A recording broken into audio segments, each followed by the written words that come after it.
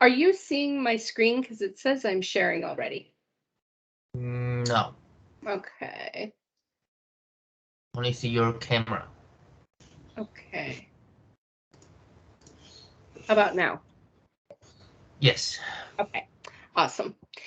All right, so we left off at possession, and we finished up the contingencies, and want to talk a little bit about time of possession because this has changed.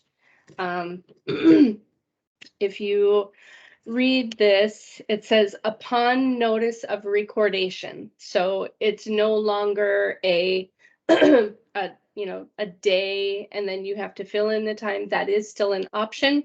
You can mark 6 p.m. or blank a.m. or p.m. on the date specified. So if you are closing on one day and you're giving the sellers maybe a couple days to finish packing and leave, then you would enter that in there. But upon notice of recordation, so as of if you record title at 10 o'clock in the morning, the keys are supposed to go to the buyer and the seller no longer has possession of that property. So this is a pretty big change that they made.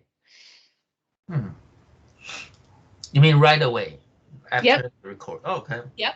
So if you mark this or if you don't mark this, the default now is upon notice of recordation. So if you are giving them another date, or if you have, if you are using the TOPA to extend the time for the seller to have possession of the property, then that would supersede this. But the passive result of this contract is now the moment it records, it's the buyer's the buyer's property. That's good. Yeah. Okay. M2, seller occupied or vacant units. Again, this is if for some reason the seller is going to stay in possession after the close of escrow, for whatever reason they haven't found their replacement property, or the buyer is in a lease situation and they have their lease another month or two out and they want to stay there for whatever reason. This allows the seller to continue occupying it to the close of escrow date or blank or blank. If it's more than 30 days, then we have to use the RLAS, which is the form that extends the right for the seller to stay in that property and is basically a lease. They are now leasing the property. If it's 29 or fewer days, that's not necessarily considered a long-term rental. And so we can just get by with the SIP.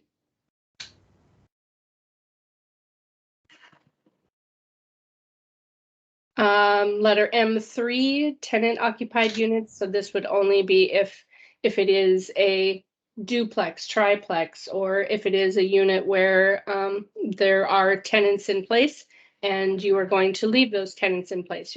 Your buyers are buying it as a investment property, then this needs to be checked. And you would also potentially use the tenant occupied property addendum, the TOPA.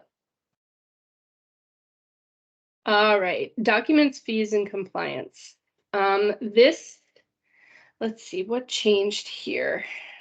Oh, and I also wanted to call out the fact that the TOPA is the old TIP.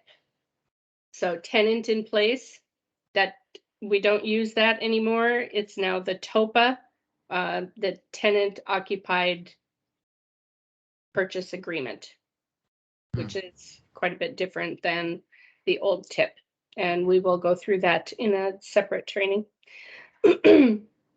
Okay, seller delivery of documents. Of course, they're supposed to get the HOA docs, CC&Rs, all this stuff, all the disclosures back to the buyer within 7 days after acceptance of the offer. Or if you write in a different date, then that has to actually physically be written in. Sign and return escrow holder, general provisions, supplemental instructions, all of that is 5 days after receipt. So as soon as they get it, they're supposed to get it back to you, the buyer, after within 5 days. time to pay fees for ordering those HOA docs, they have 3 days.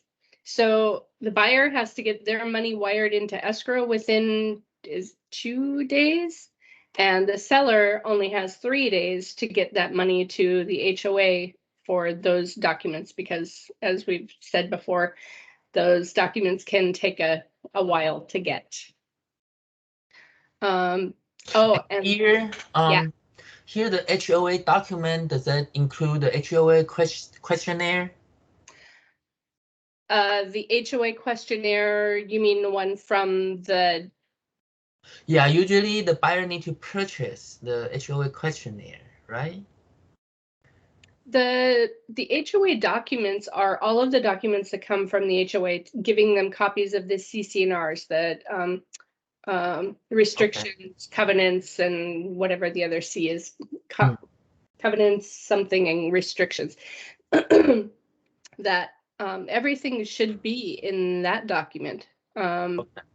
You're saying an HOA questionnaire? Yeah, I have several transactions.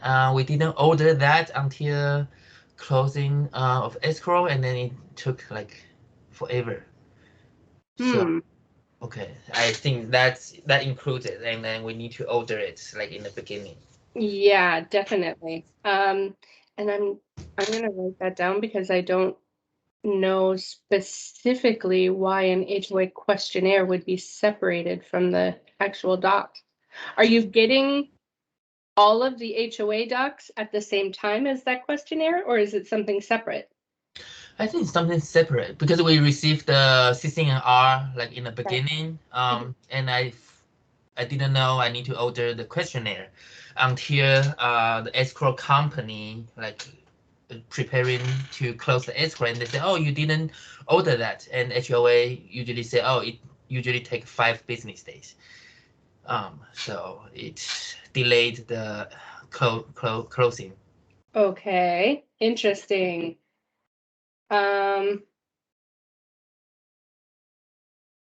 Okay. Yeah, I'm definitely going to do some research on that, and find out exactly why that is separated out from the HOA docs. It certainly shouldn't be. Is it something that the buyer had to pay extra for? Yes. Interesting. And that's also part of my question. Usually in the RPA, we will say the seller will pay for the HOA transfer. Right. But I've been told the buyer need to pay for the questionnaire. And it's usually like $80 or $100. Okay. Well, I am definitely going to dig into that, and I will have an answer for you soon. You're welcome. Okay, going down into the documents, fees, and compliance. The with the smoke detectors, they actually called this out now, N4. If you see install smoke detectors, CO detectors, water heater bracing, they have to have that done within 7 days. So if you have acceptance of the offer and you go for maybe the buyer's inspection, and for some reason you haven't gotten there within the first 7 days, but you're there on day 8, if those smoke alarms, carbon monoxide detectors, and water heater bracings aren't done, the seller is already in in not complying with the contract, and you could potentially, send them over a notice to seller to perform to get that stuff done. It's supposed to be done now for the contract. Okay, let's go on to the next page. And in again, we see that O is left blank for the same reason that I is. It looks too much like a 0, so they said to keep everything clean, we're gonna leave I blank. I blank and O blank. So we go on to letter P. Here is where they really started calling out exactly what is included and what is not included in the sale of the home, because back in the day, everything that was fixtured, if it was attached to the house, it was included in escrow. Well, people they started taking that in different ways. Bathroom mirrors weren't, they were taking those off the walls, and the TV mounts for these new TVs, the flatter the screen, of course, it gets mounted up on a wall. So are those included or excluded? All of that is now clearly called out. So you have to go through letter P1 line by line and ask the buyer, are you asking for all of these included or not included? And video doorbells, if you have a Ring system and that's being included in the sale, great. If it's not, they have to repair, any damage that was done when they have that when they remove those devices. And of course, there's the situation of making sure that everything gets transferred over, canceled out of their name and put into the new owner's name, so that the old owners aren't seeing the video from from the house. Yeah. And that brings up something else. Because so many of these homes now have, the Ring systems or other video systems, I know I don't need to worry about it with you guys. I just want to make this kind of public announcement that when you are showing a property, always act professionally. And remember, you're probably on camera. Watch the words you say, watch the comments that you share. Just be very respectful of the home that you are in. Remember, it is someone else's home. So that's all I'm going to say about that. All right. Any questions about this P1? Do they have the solar here? Yes, that's actually called out in the leasing. Let's see, where is that?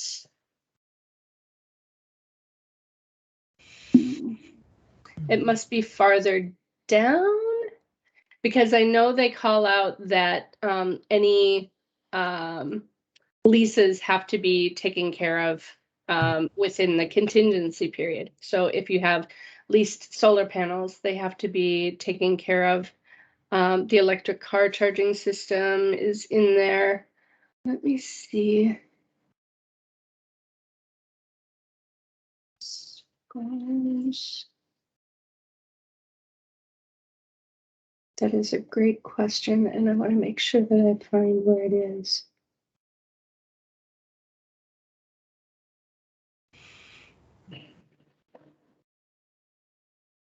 Let's see if I have it in my notes, maybe.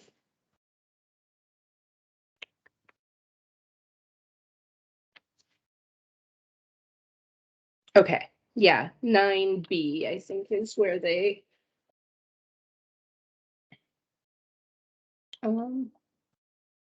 call it out.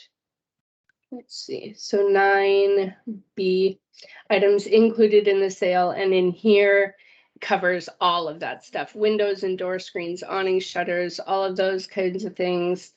Satellite dishes, antennas, pool equipment, garage door openers, water softeners, water purifiers. I know it's in here. They've even got, smart bulbs. They've even got the light bulbs.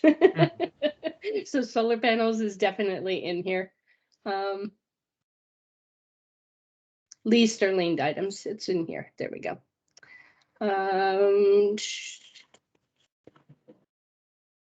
So any object included in the sale with an ongoing financial obligation. So if they are leased solar panels, that has to be, all of those documents need to be delivered to the buyer so that they can get the process going on taking over that lease. Okay. And they are included in the price of the home, unless it's called out. Yeah, so if they were going to take the solar panels with them for whatever reason, I've never heard of that happening, but I suppose anything's possible. Then they would have to, in a counteroffer, they would exclude that from the sale. All right, oops.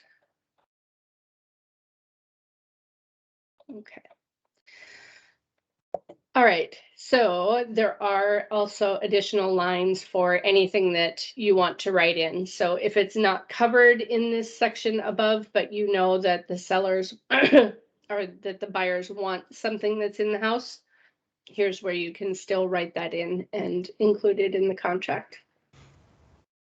And also any excluded items. So if you get to the property and you see, a bunch of stuff and you ask the listing agent, do they intend to remove this stuff? And they say, well, no, not really. Then you can say, we're excluding these items. And that way it puts that financial onus back on the seller to get rid of any debris or anything else. Very common in probate sales or, vacant homes. There might be clutter and junk in the garage or even in the house itself. And you just want to make sure that that is excluded.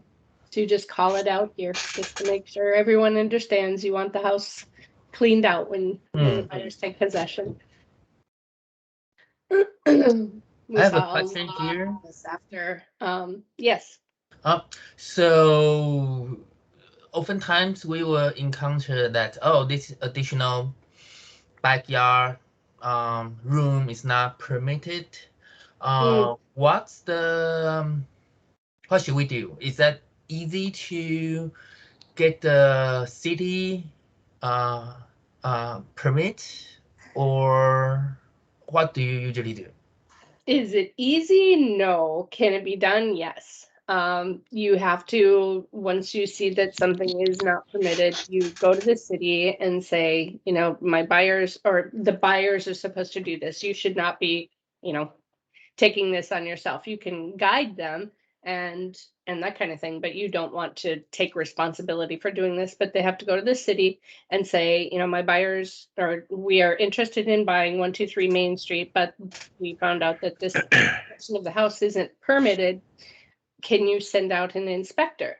So then the inspector will come out and look at it and let the seller and or your buyers know what needs to be done to bring it up. If anything, maybe they just didn't get that final certificate of occupancy. And reasons for that is they don't pay taxes on that square footage if it's not permitted and, signed off on by the city or the county. So and yeah, usually the buyer will ask if they don't get permitted, will the city come and then tell them to tear that structure down?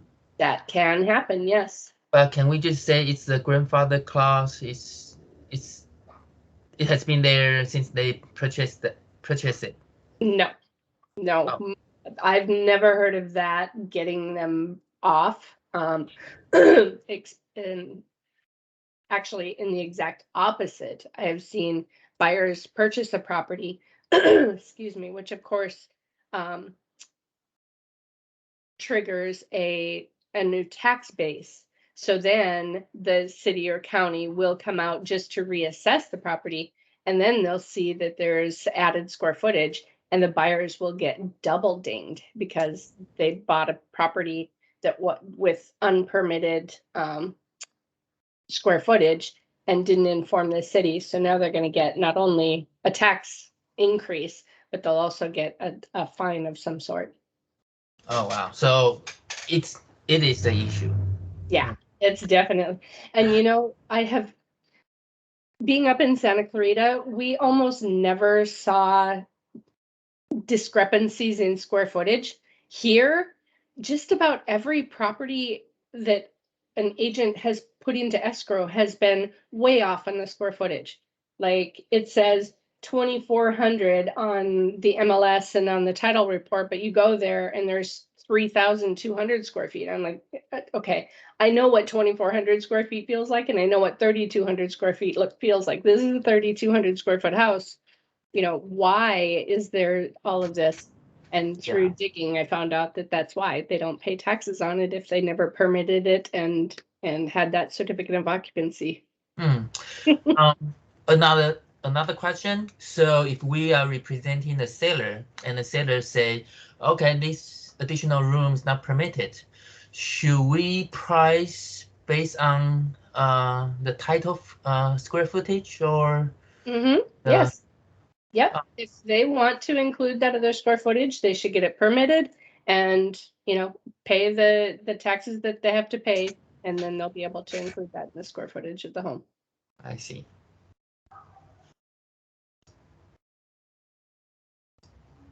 Yes. Okay. So this whole section, the allocation of costs, is exactly what we used to have, buyer to pay this, seller to pay that, but it's every single line item is called out for you. So all of Q is every document and report and policy that is needed to close escrow, and you have to go through and mark, is the buyer going to pay it or the seller going to pay it? NHD, smoke alarms, water detector or water heater bracing, all that stuff. Any other government required point of sale inspections or reports or corrective or remedial actions. Up in the San Fernando Valley, they have a mandate for low flush toilets and low pressure shower heads. So if that has to be done, who's going to pay for that? And of course, then you have to know the rules and the guidelines for the area that you're in. So just be aware that you have to check those things because it's now called out here for you. The government, I think one area of, is it Redondo Beach, has some funky special assessment or special corrective action that a lot of the homes that are coming on the market now need to have, because it wasn't code or wasn't law back when the house was built, but now it is. And so when the house sells, again, that's triggering these new, the new codes to be enforced. And so I don't remember exactly what it was, but I know we had an issue with a property in Redondo Beach that something had to be done, and the seller was being very obstinate and saying no, they weren't going to pay for it, and it was like $230, and it's a $1.9 million house, and they're bucking about $230. So it's just like, oh my goodness, people's egos. Yeah. So always know as much as you possibly can about the property before you write that offer. Everything here should be, if there's county transfer tax, city transfer taxes, make sure you call that out. That's no longer just passively one or the other. Each one is called out because, again, some cities do have a transfer tax. Does Orange County have a transfer tax?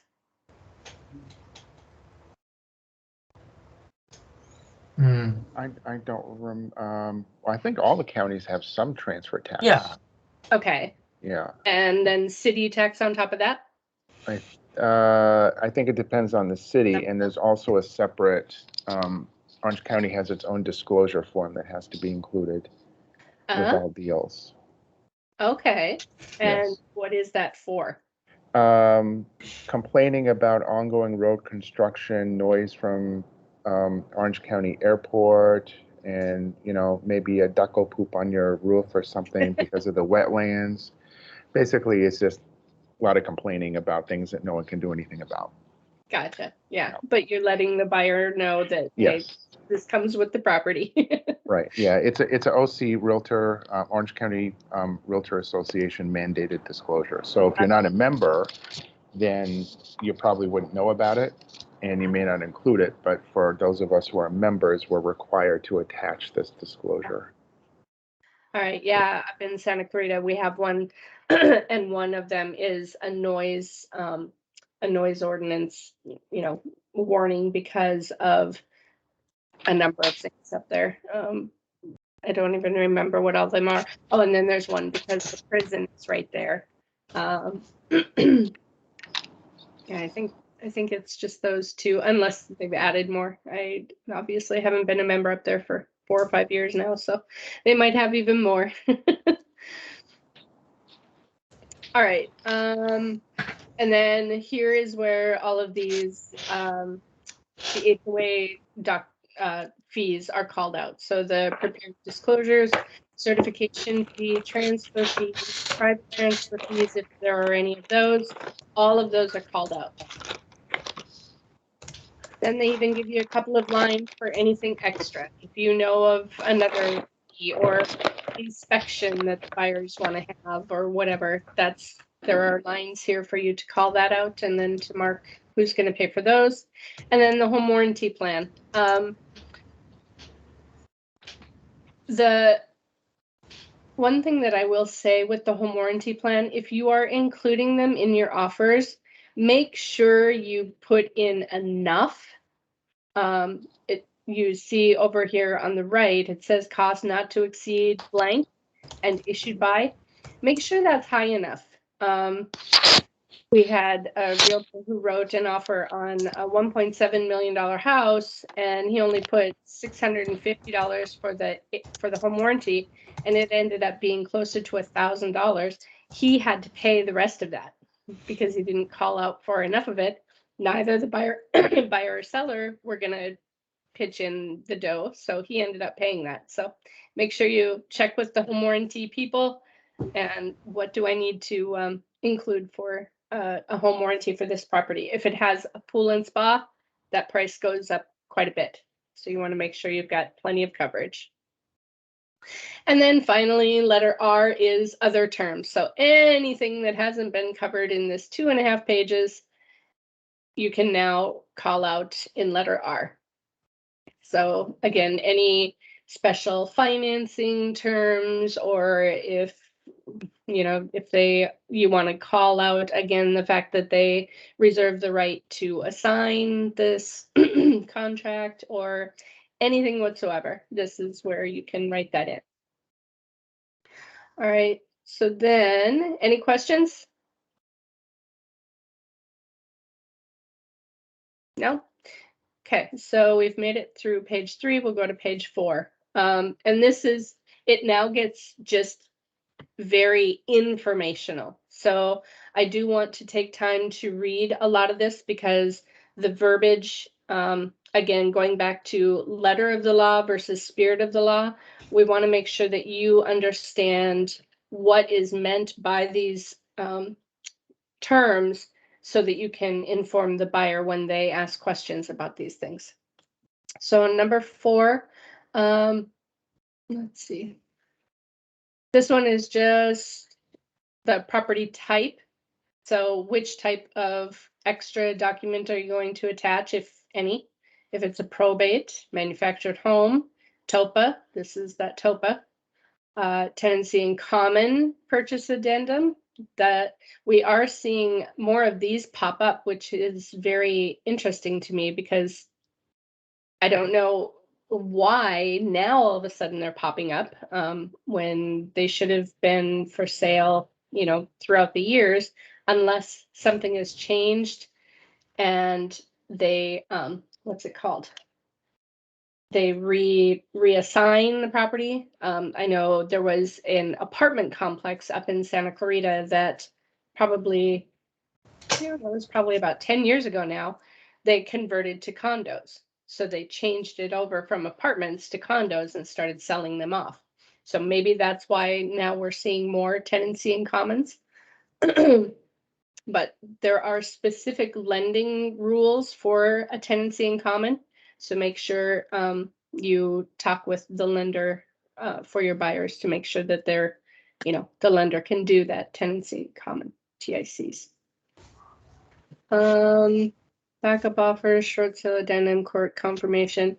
These are all those special addenda that you might have to add only in certain circumstances. They're not part of the typical transaction, so that's why they're just kind of here, just like the property addenda.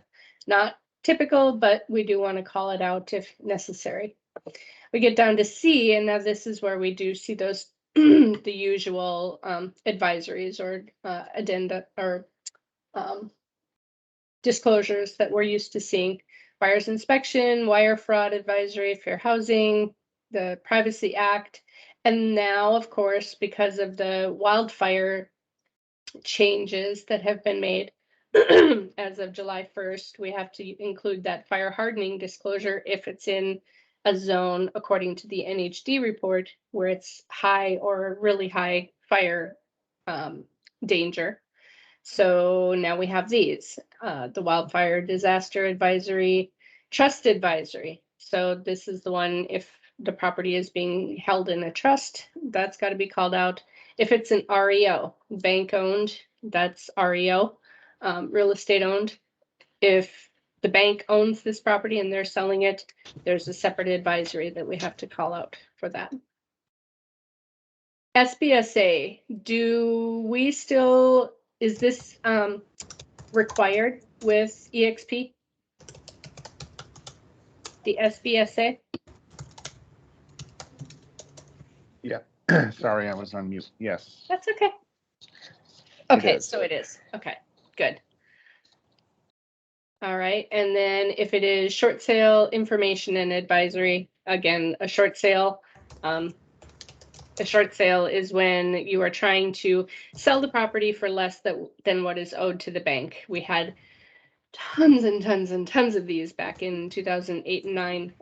It was actually all I did for about 2 years was short sales, and I did probably, oh, I know I did over 120 in 2 years. It was just a madhouse of short sales.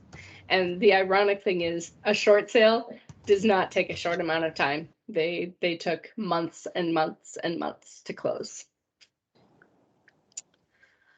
Okay. So now we will talk about the deposit. Again, remember up in paragraph 3, it calls out that the initial deposit will be no more than 3%, and that is subject to loss should the buyer not perform, yada, yada. And it is also defaulted to being wired. It needs to be wired to escrow.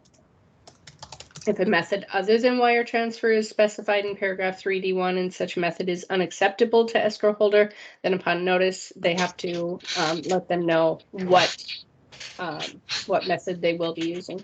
And I know we read this before. Any questions on the deposit now?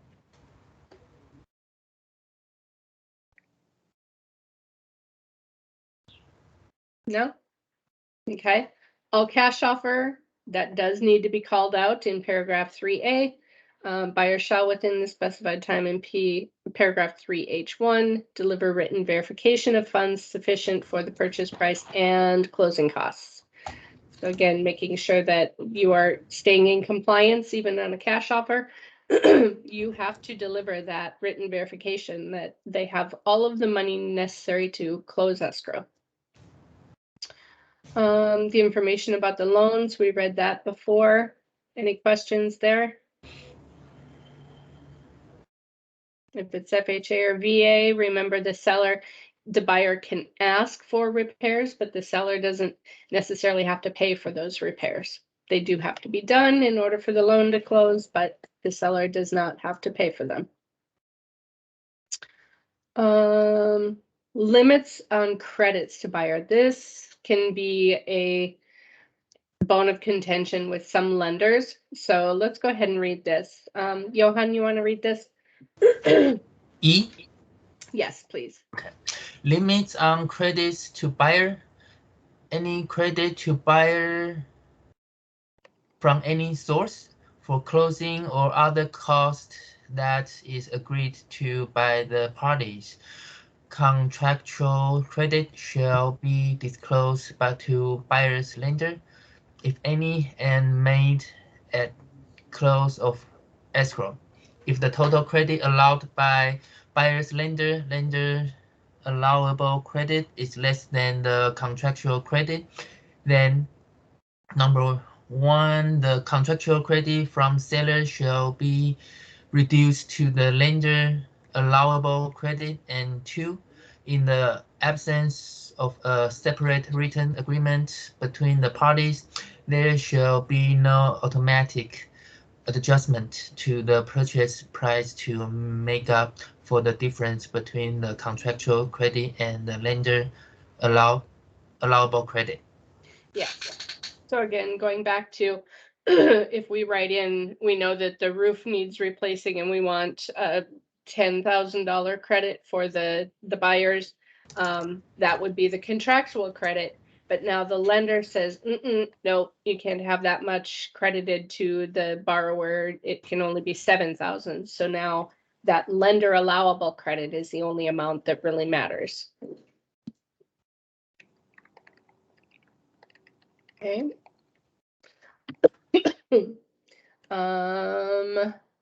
Verification of down payment maybe made to buyers. Verification of loan applications. Okay. Here, remember we talked about the verification of the loan applications. The seller now has complete, it has the right to ask for copies of the buyer's loan application or their loan approval and their financial status, making sure that they have enough money to close this transaction. If they are contingent on selling their property, they have enough money to not only cover this, but also that they will be able to close that transaction as well as finish this purchase.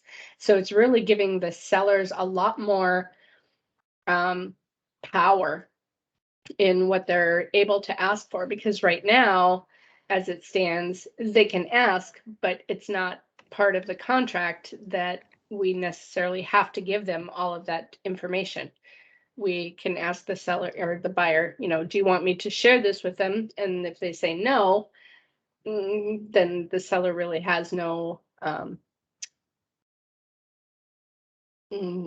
think of the word that I want. They really have no, they can't really do anything. Their hands are tied. But now in the contract, it states that they can ask for all of this stuff. And then of course you would have to give that information. Otherwise they would give you a notice to buyer to perform. And then within 3 days, you will give that information to them anyway. So that's why I was saying, I think we're going to see a lot more notice to buyer to performs in the future because of situations like this, because people are used to the old way. And with this new contract, that would be definitely would be a place where I would immediately be doing a notice to buyer to perform if I were the seller. I want to see that you've got all this money and everything is going to close before I accept your contract and go forward with you. But most listings won't even accept the offer unless proof of funds, bank statements, et cetera, are attached. I know my listings, I wouldn't even open the offer if I didn't see it. It's like send it right back to them and say, hey, you're missing stuff. Yeah. Important stuff. Yep, exactly. And because it wasn't part of the contract before, that's why we're seeing it in the contract now. So it's now contractual. You have to send that verification of funds. You have to send the loan approval and even direct underwriting approval.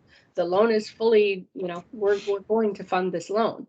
So yeah, because of those changes, that's why the contract is changing. Right. Well, the gotcha there, I mean, I've not really found any lender that will say, so what they'll usually say, so there's a pre-qualification, which I know means not much. Right. And then there's a pre-approval that says, okay, this borrower as of today is most likely okay to close on this loan. Right. When I'm doing new construction and it's like 6 to 8 months out, then of course anything could happen. But if we're within 30 days, I would say that that's pretty likely, but it doesn't necessarily mean that the lender won't surprise the buyer at the last minute with like 5 extra, oh, we forgot to ask you for these. Yep. And then those are not looking good or they're not available, and all of a sudden we have a problem. Yeah. Especially, like you said, with new construction, there's a few months waiting period there. And if they open a new credit card or they go furniture shopping and open a line of credit for that furniture, or, they pay off a credit card, all of that impacts the loan situation. So when anytime I was ever working with buyers, especially in new construction, do not do anything that would affect your credit without talking to your lender first. Don't pay a bill. Don't, pay your bills on time, but don't pay anything off. Don't open anything new. unless you've gotten the approval from your lender, because it can throw everything into complete chaos. Let's see, buyer stated financing, we talked about that. Condition of property on closing. Again, this goes back to that as is. It is in the computer or in the contract that the property is being sold as is. We do not have to call that out. The buyer is strongly advised to conduct investigations of the entire property in order to determine its present condition. Seller and agents may not be aware of all defects affecting the property or other factors that buyer considers important. Property improvements may not be built according to code, in compliance with current law, or have had all required permits issued and or finalized. So this goes right back to what you were talking about earlier with the permits. If you have a buyer who, I understand they want to write an offer that's the most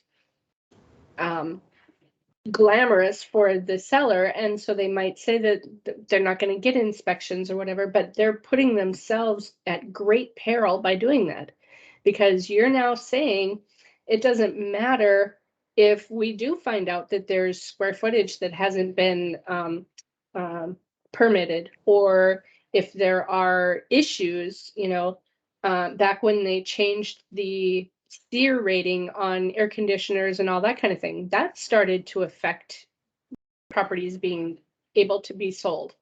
The equipment had to be upgraded before we could close escrow.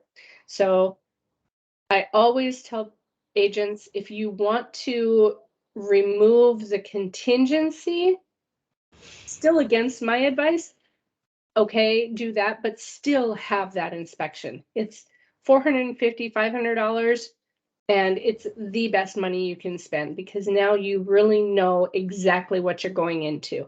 You don't have to ask for anything to be repaired, but okay, the roof's got 3 more years and we're going to have to replace that roof, or the hot water system is going to need replacing because there's corrosion in the lines, or whatever it is. At least they know. Another question. Mhm. So it's not permitted, but when it's not about permit, but when the buyer see the home inspection report, they usually will point out like, oh, this handrail on the stairs is not up to code. Mhm. So when this situation, is it like necessary to bring everything up to code, or we can say, well, also grandfather clause that the property has been like this? It depends on if it's a code issue. Like, are you talking about like the space between the pegs? Well, usually they will have some small items in the home inspection report. Like once one transaction, they say, well, the backyard stairs, because it's on the slope.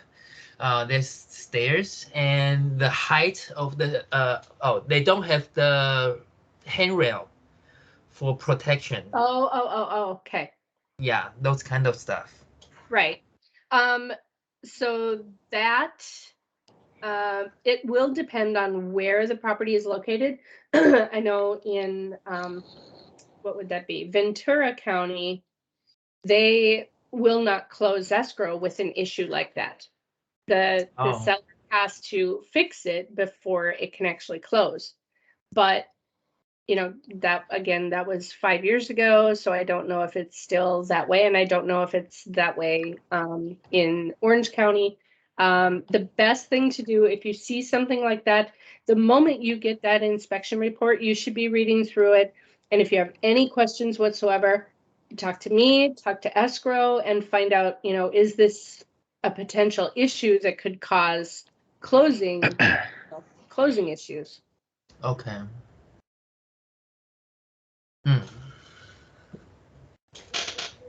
Yeah, the handrails, I would think that's going to be something that the seller is going to have to take care of, because that's a safety issue.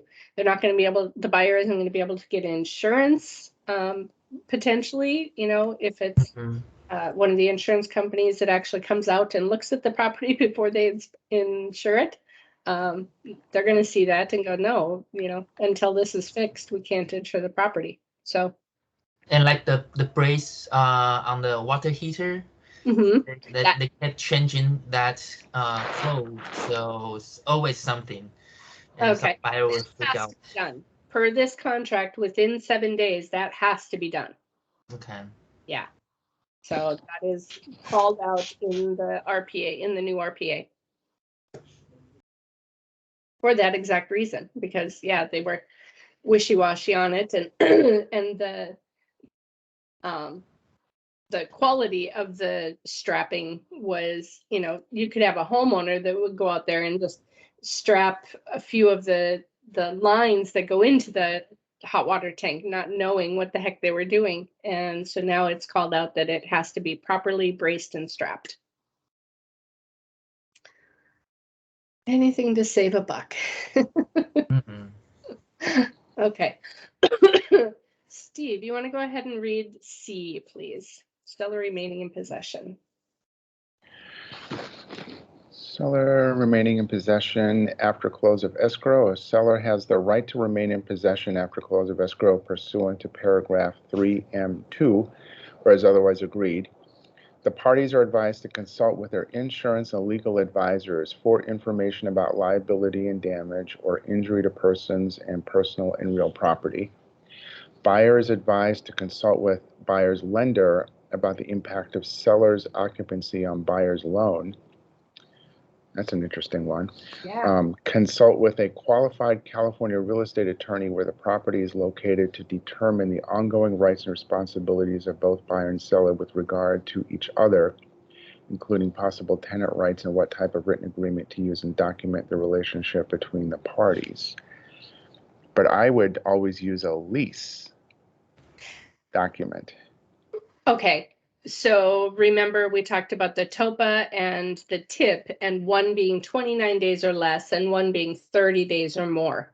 Right. So this is calling out that, there could be insurance ramifications. You write an offer that you think is going to help you get accepted because you say seller can stay in possession for 30 days or whatever until they close on their new property, up to and not exceeding maybe 60 days. Well, now, what if your buyer's insurance won't cover that because it's not a rental property? And so they would have to have some type of clause in their insurance covering the fact that the buyers aren't really living in the property yet. Right. Well, my sellers who became tenants, so we did a lease, a formal lease agreement. Okay. And then they were required by the buyer, now the landlord, to get renter's insurance. Okay. Yep.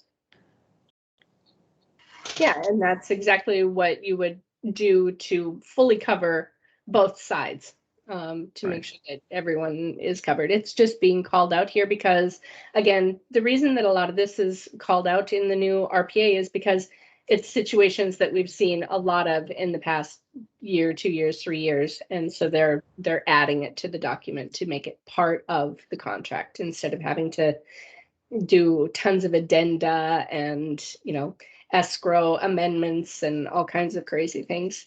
Put it all in the contract, make it 16 pages long, and everyone will be happy. Or not. Yeah, in a utopian society, we would all be happy, but Yeah. Well, if I had a nickel for every client who started asking me legal and tax questions, then I could actually get a lawyer's salary. yeah. Yes. And they don't get it. And then if you try to explain, well, it's not legal. I never want to say I don't know. I just say, I'm sorry, but state of California, it's not legal for me to give you tax or legal advice. Right. And some of them get a little bit upset about that. And like, well, then I guess maybe you're not that knowledgeable. Right. You know? Yeah, you definitely are in a predicament because you might know the answer, but you say, you know what, I need you to talk to a tax advisor about that. I don't want to give you the wrong information, and maybe the information that I have today has changed in the past, weeks. It's not like I'm not studying that every day. I'm studying the real estate, and I know how to protect you, and I'm going to do the best job possible. But when it comes to taxes, we need a tax advisor. When it comes to legal stuff, we need an attorney. Yeah, and the worst part of it is that now that I'm doing my CE, in the CE course content, it doesn't tell you that you can't give legal advice. It tells you that you can't give certain kinds of legal advice, but of course you have to do your best to help your client. Right. But there's a line that you can't cross, but we're not going to tell you what that line is. It's Right. very frustrating. It's Yeah. like, well, how am I supposed to know where the limit is? Yep. Yeah. I'd rather not find out in front of a judge. Yeah. I feel your pain.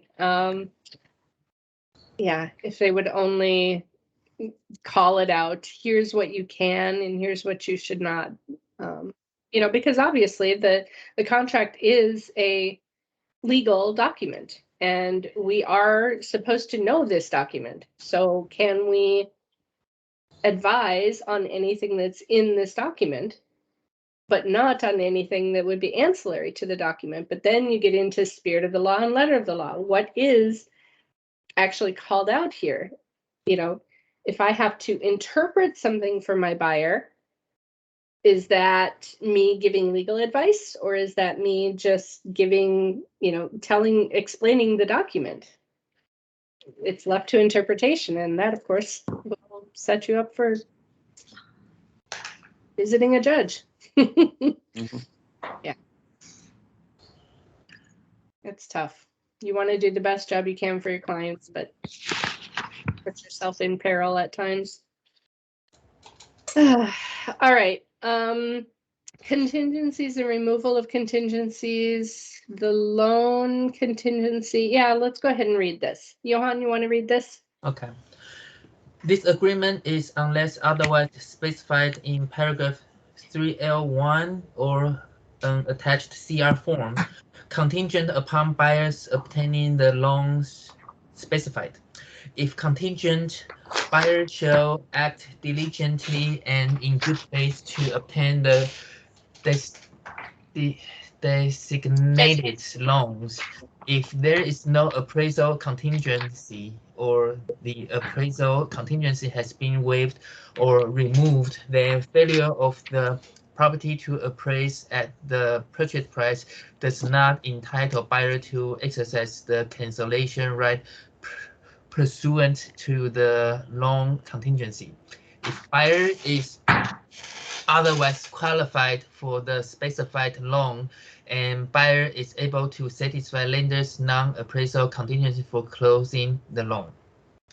Yeah, the reason this is in bold is because we are seeing so much of this right now. If there is no appraisal contingency or it's been waived or removed, failure of the property to appraise does not give the buyer any right to cancel. They've got to find some other reason to cancel. Yeah, I use that a lot. Yeah, a lot of people are right now, because every property is going out over asking price, and asking price theoretically should be right about what it's going to appraise at. So if your buyers are saying we'll pay more, of course they have to remove that contingency, but that is not a reason for them to later on cancel because they can't get the loan based on the appraisal. So they, again, as far as I'm concerned, they're doing that against AMA, ABA, against broker advice. I don't think it's a good idea, but I understand why it's happening. That's just the market we're in. I just lost the offer yesterday. Oh. It's just 5,000 short, and we keep all the contingency, but the other one just remove all the contingency. So, yeah. That hurts. So like 1%, less than 1% of the asking price, and the deal's dead. Yes. Oh, I'm sorry. in the training that I will do on the buyer's consultation, we'll talk about how to, again, be proactive about that so that you know going in if that is a possibility or not. Because that, it hurts. It hurts you, it hurts the buyers, it hurts everybody. Yeah, the buyer said, well, next time we can remove all the contingency as well. And you're like, No. "Get that next time." Talk to them about an escalator clause before removing contingencies. Funny you should mention that. That is called out in the new contract as well. Oh, great. Yes, I don't remember exactly where, but we will come to that because that was a bone of contention. Yes. Does it say we can't do them, or it just redefines what it means? Advises against and tells why. And I'm going to be a little evasive because I do not remember exactly, but I know it's in my notes, and we will definitely cover that when we come to it, because that was probably 30 minutes of the discussion that we had when I did the 6-hour training on this new contract. So it was because it was with attorneys, and CAR attorneys were explaining why they called this out and why things are going to be different going forward. So Okay.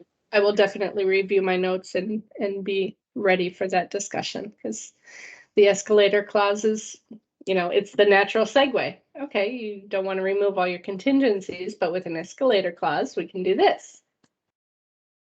So we can do that. You can, yes. Yeah, right now, yes, they are still perfectly fine. Once the new contract comes into play, you can still do them. There's just, if I remember right, there's a specific way that it has to be done. Okay. Right, yeah, we will definitely go over that. All right, guys, it is 11 o'clock and I need to call Nishat. He's been blowing my phone up, so I'm not sure what's going on. We will meet again tomorrow for the rest of page 5 and hopefully page 6. Right. Thank Hey, you. Tara, do you have Yeah. time this afternoon? Because I know we didn't meet yesterday. Yes. I yes. have a Sorry. 2:15 on the Eastern time, so whatever that is, 11. So I have an 11:15 to 12 Okay. meeting, and then so I'm available after 12 if you are. If you want to just text me and just say anytime after 12, whenever you're free. Yep, that works. Okay. All Thank right. you. Thank you, guys. Have a good Bye. day. Thank you. Let me know if you need me. All right. Bye. Bye.